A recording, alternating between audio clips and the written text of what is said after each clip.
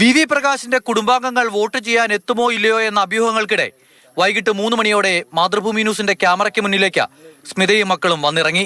എന്തേ വൈകിയത്? ഞങ്ങളൊരു പേഴ്സണൽ ആവശ്യത്തിന് 3 ദിവസമായി ഇവിടുന്ന് പോയിട്ട് തിരിച്ചു വരണ്ടേ, കണ്ണൂരല്ലേ. വീട്ടിൽ നിന്നും നടന്ന് പോളിംഗ് ബൂത്തിലേക്ക്. എടക്കര GSSൽ വോട്ട് രേഖപ്പെടുത്തി.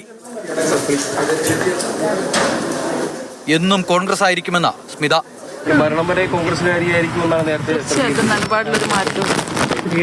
ഒരു വിധത്തിലുള്ള ആശയക്കുഴപ്പങ്ങൾക്കും ഇടവരുത്താത്ത വിധത്തിൽ ക്രിസ്റ്റൽ ക്ലിയറായി നന്ദനയുടെ പ്രതികരണം. ഒരു വിജയസാധ്യതയൊക്കെ എങ്ങനെയാണെന്ന് കാണുമ്പോൾ തോന്നുന്നത്? വിജയസാധ്യത തീർച്ചയായും UDF ജയിക്കണം എന്ന് തന്നെയാണല്ലോ. കാരണം ഞങ്ങളുടെ പാർട്ടി UDF ആണല്ലോ.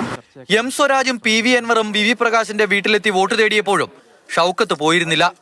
സ്ഥാനാർത്ഥി വീട്ടിലെത്തിയില്ല എന്ന് സംബന്ധിച്ച് വലിയ ചർച്ചകളൊക്കെ ഞങ്ങൾ ആരോടും പരാതി പറഞ്ഞിട്ടില്ല. കോൺഗ്രസുകാരുടെ വീട്ടിൽ UDF സ്ഥാനാർത്ഥി പോകേണ്ടതില്ല. VS ജോയിയുടെ വീട്ടിലും പോയില്ല.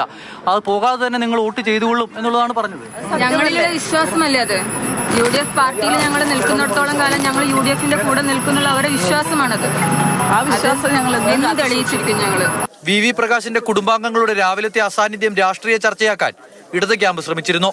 ഈ നിയോജകമണ്ഡലത്തിൽ UDFന് അനുകൂലമായി ആദ്യം വോട്ട് ചെയ്യേണ്ട ആളുകളിൽ ഒരാളാണ് കഴിഞ്ഞ തെരഞ്ഞെടുപ്പിലെ UDF സ്ഥാനാർത്ഥിയുടെ പത്നിയും കുടുംബവും. ആദ്യം വോട്ട് ചെയ്യേണ്ട ഒരാളെ എന്തുകൊണ്ട് പോയി കണ്ടില്ല?